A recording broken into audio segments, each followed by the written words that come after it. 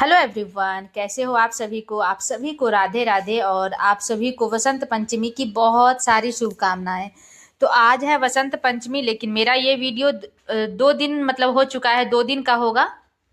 क्योंकि मैंने आप लोग के साथ शेयर किया था कि नहीं पता नहीं मुझे, मैंने अपने मंदिर की सफाई की थी।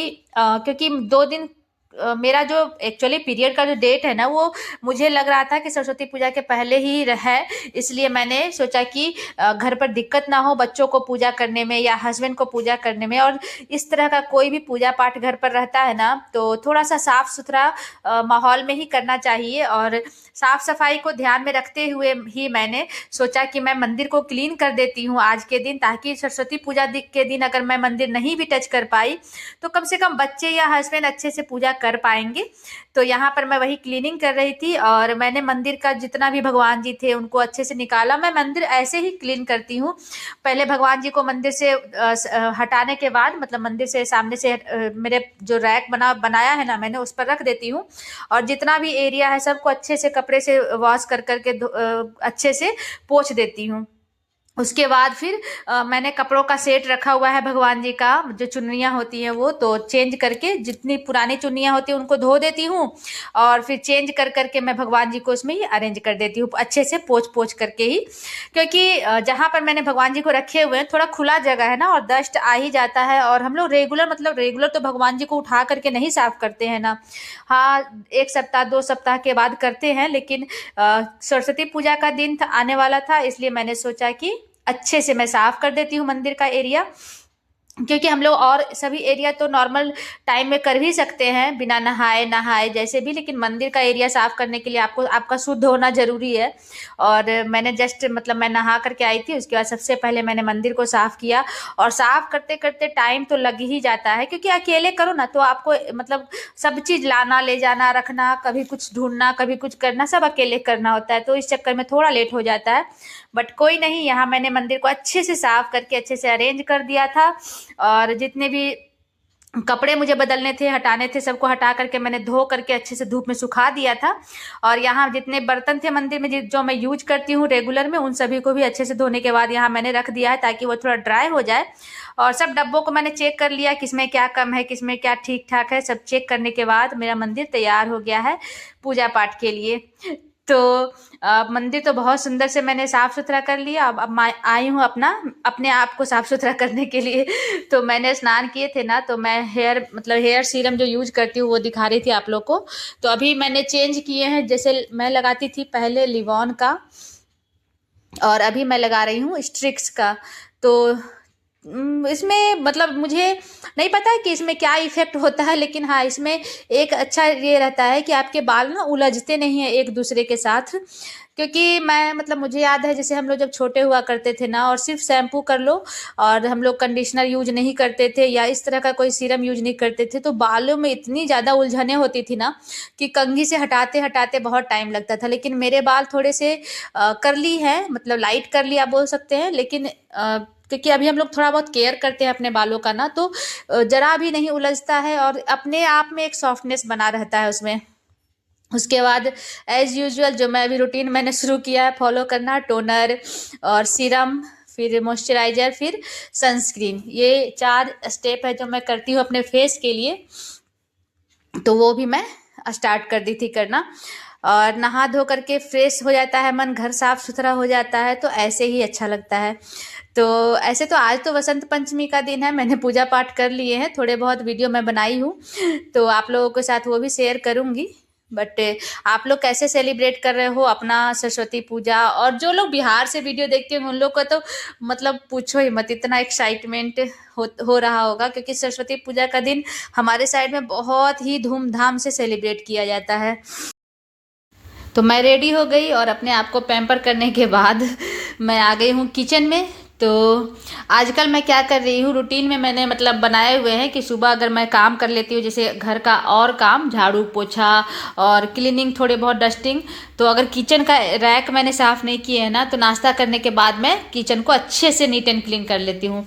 तो मैं तो फिलहाल अपने लिए नाश्ता बनाऊँगी थोड़ा सा, क्योंकि सबसे पहले तो मैं नाश्ता कर लूँगी। मेरा जो एक रूटीन है ना नाश्ते का स्पेशली, बहुत लोगों को आदत होता होगा, बहुत सारी गृहिणियों को मैंने देखा है कि वो लोग चाय पर चाय चाय पिए जाते हैं और मतलब कभी 10 बजे, कभी 11 बजे, कभी 12 बजे नहाते हैं, पूजा करते हैं, तभी ही वो कुछ खाते हैं।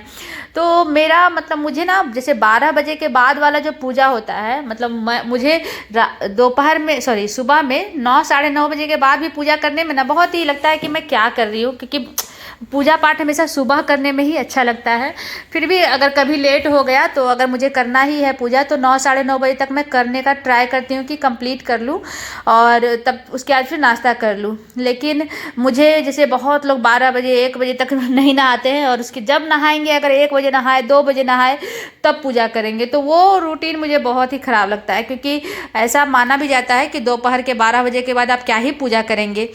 तो वो सब सोच के, और मेरा जो नाश्ता है ना, मतलब अगर मैं लंच स्किप कर भी दूँ तो चलेगा, लेकिन मुझे मतलब मेरा मतलब नाश्ता स्किप नहीं होना चाहिए, क्योंकि मुझे सुबह वाली भूख लगती है ज़ोर से और दोपहर में नॉर्मल रहता है, उतना नहीं लगता है मुझे भूख। तो यहाँ पर सबसे पहले मैंने थोड़े बहुत अरेंजमेंट किए, मतलब किचन तो साफ़ सुथरा ही था लेकिन फिर भी थोड़े बहुत अरेंजमेंट होते हैं ना, बर्तन इधर उधर होते हैं, तो वो मैंने किए। और रात में मैंने बनाए थे पालक पनीर, तो वो रखा हुआ था मेरे पास फ्रिज में। तो मैंने सोचा कि मैं खाना में क्या बनाऊँ बच्चों को, तो मैंने पूछा, बच्चे आ चुके थे स्कूल से, तो मैंने उन लोगों से पूछा, तो वो लोग बोले कि जैसे छोटे वाले बेटे का वही पराठे बना दो और बड़े वाले बेटे का था कि चावल बना दो। तो मैंने पूछा कि दोनों को खुश करने के लिए क्या करती हूँ, जीरा राइस बना देती हूँ। छोटा वाला बेटा थोड़ा सा टेंट्रम दिखाएगा, लेकिन अगर वो उसको टेस्ट अच्छा लग गया ना तो वो खा लेगा। तो मैंने थोड़ा सा घी में जो बिरयानी वाले चावल आते हैं वो डाल करके और जीरा डाल करके अच्छे से जीरा राइस बनाया। थोड़ा सा हल्दी मैंने डाल दिया था, थोड़ा सा नमक भी डाल दिया था। उसके बाद जीरा राइस मैंने यहाँ पर चढ़ा दिया है होने के लिए। जब तक चावल कुक होंगे तब तक बेसिन में मेरे पास थोड़े बर्तन रखे हुए हैं, तो मैं उसको भी धो लेती हूँ। उसके बाद फिर हम लोग खाना खाएंगे। तो सुबह नाश्ता करने के बाद, मतलब अच्छा देरी के बाद मैं आई थी किचन, क्योंकि बच्चे को मतलब दोनों बच्चे मेरे आ चुके थे, तब मैं आई थी चावल बनाने के लिए। और जो भी रूटीन फॉलो होता है ना, जैसे डेली का तो एक रूटीन होता ही है, लेकिन मतलब रूटीन कभी गड़बड़ भी हो जाता है। मतलब आप सोचते कुछ है, हो कुछ जाता है, करना कुछ पड़ता है, इस चक्कर में लेट होते जाता है। इसलिए ना जो खाने का टाइम है या नाश्ते का टाइम है, आपको हमेशा फिक्स करके रखना चाहिए कि जैसे मेरे घर में सुबह का नाश्ता तो मैं अकेले करती हूँ, दोनों बच्चे सुबह खा कर जाते हैं, हस्बैंड कभी खा करके जाते हैं, कभी ले करके जाते हैं। लेकिन हम लोग जैसे मेरा दोनों बच्चों का जो लंच का टाइम है वो एकदम सेम है, 1 बजे से 1:30 बजे के बीच में हम लोग लंच कर लेते हैं। हस्बैंड ऑफिस में खा ही लेते हैं, फिर डिनर तो हम लोग सब साथ में ही करते हैं। तो चाहे काम इधर उधर कितना भी हो, लेकिन आपका जो ये खाने पीने का जो टाइमिंग होता है ना, उसको सही रखना ज़रूरी होता है लाइफ में। और यहाँ पर मेरा चावल भी रेडी हो चुका था, अब मैं खाना निकालूंगी। तो मैंने ना मतलब गाजर का हलवा बना करके रखा हुआ है फ्रिज में, मेरे बड़े वाले बेटे को बहुत पसंद आता है, तो उसको भी तवे पर चढ़ा दिया था गर्म होने के लिए, ताकि खाना खाने के बाद हम लोग खा पाएँ। तो उसको गर्म करके मैंने ये गैस बंद कर दिया है और यहाँ चावल मैं निकाल रही थी। तो बहुत ही अच्छे खिले खिले राइस बने थे ये। और ये जो एक राइस है ना, मैंने फ्लिपकार्ट के थ्रू मंगवाया था, मुझे अभी इसका नाम नहीं पता, लेकिन इतना बेस्ट है ना ये राइस, मतलब एक दाना लंबा लंबा खिला हुआ ही बनता है। और अब तो ये ऑलमोस्ट ख़त्म होने वाला है, मैं फिर से मंगवाऊंगी सेम राइस को ही। तो कभी कभी मैं इसको बनाती हूँ, नहीं तो नॉर्मल हम लोग दूसरा राइस खाते हैं। और कभी कभी जब होता है कुछ स्पेशल बनाने का, तो मैं ये इसी राइस का यूज करती हूँ।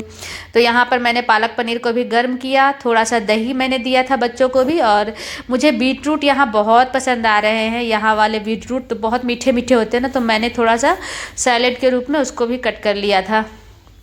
दोनों बच्चों को मैंने खाना दे दिया और मैं अपना निकालने लगी थी। चलिए इस वीडियो को यहीं तक रखते हैं। और बहुत ही छोटा सा मैंने ब्लॉग बनाया था, छोटा सा वीडियो बनाया था।